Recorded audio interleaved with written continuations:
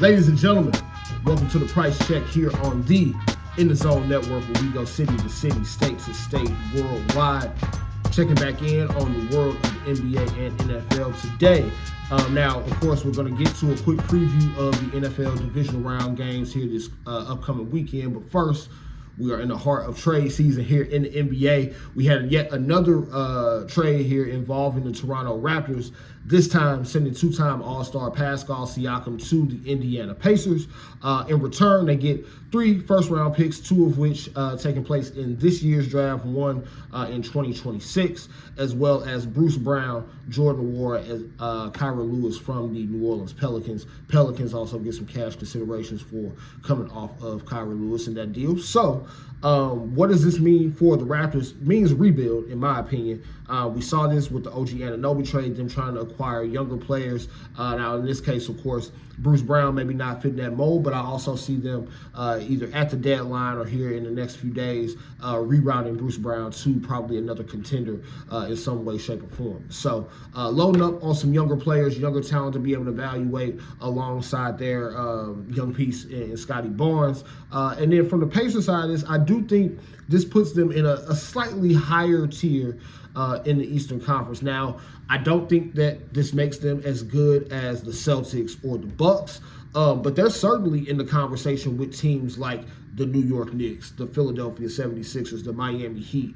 The defense is still going to be the question for them and whether or not they're deep enough, but I also see this being, a way for them to get a star player in the building, because this is not, a free agent destination, and then using a contract like a Buddy Hield to be able to make a deal to acquire some other role players here at the deadline. So gives them some flexibility, but also gives them a little bit of a higher ceiling than they've had in previous seasons. So I do think this definitely benefits them. Does it put them in the Eastern Conference championship talk? Probably not.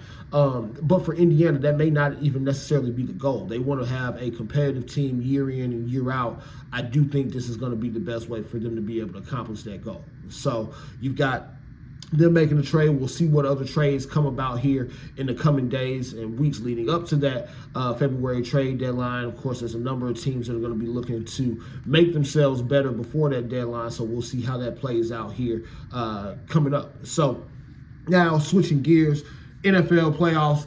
Of course, we saw those Cowboys, Eagles, and of course, unfortunately, the Rams go down over the course of last weekend. Got 4 good divisional round games this week, 3 of which we've already seen here in terms of matchups in the regular season. And so first, you've got Ravens and Texans happening on Saturday afternoon. The Texans lost this game 25-9 in the season opener. Obviously, C.J. Stroud's first career NFL start. This was also the first game for that Ravens offense under new offensive coordinator Todd Monken. So while, this is definitely not the same Texans team that we saw in that season opener, I, like to think that this also isn't the same Ravens team. I think this Ravens team that we're seeing now is a lot more poised, a lot better than they were to start the season.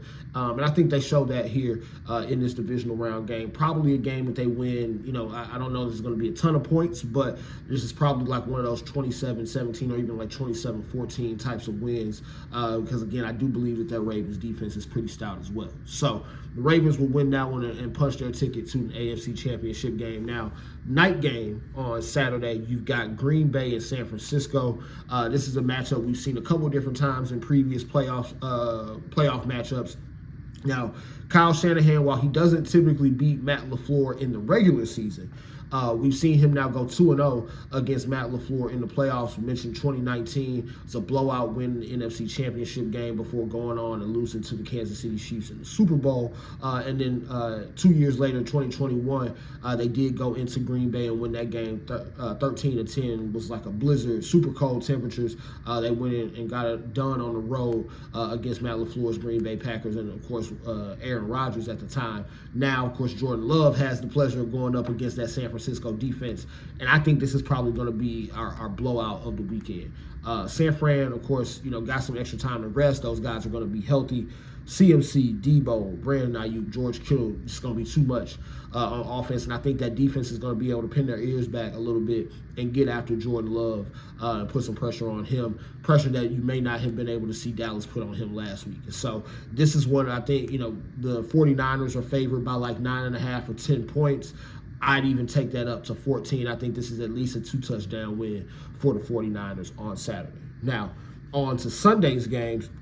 Got Lions and Bucks kicking off the early action yet again. Another game that we saw earlier in the regular season. Lions won that one in Tampa, 20-6. We, of course, hosting the game in Detroit this time around. And I would definitely say that this is not the same Bucks team that we saw in that matchup earlier this year. Do they keep it close? Can they win? I don't know. I do think this will be a much closer game than that 20-6 game that we saw earlier this season. The Buccaneers' offense has been, a lot more improved as they've gotten down the stretch. Baker Mayfield has played a hell of a lot better than he did to start the season down the stretch. Excuse me. And so,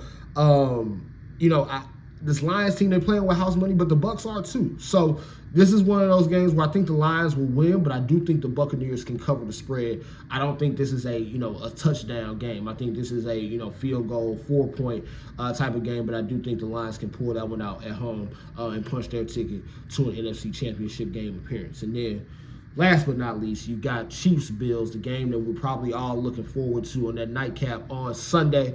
Again, game we saw earlier this season. Now, if you remember, this is the game in which the Chiefs had the potentially game-winning or go-ahead touchdown call back on the Kadarius Toney offsides.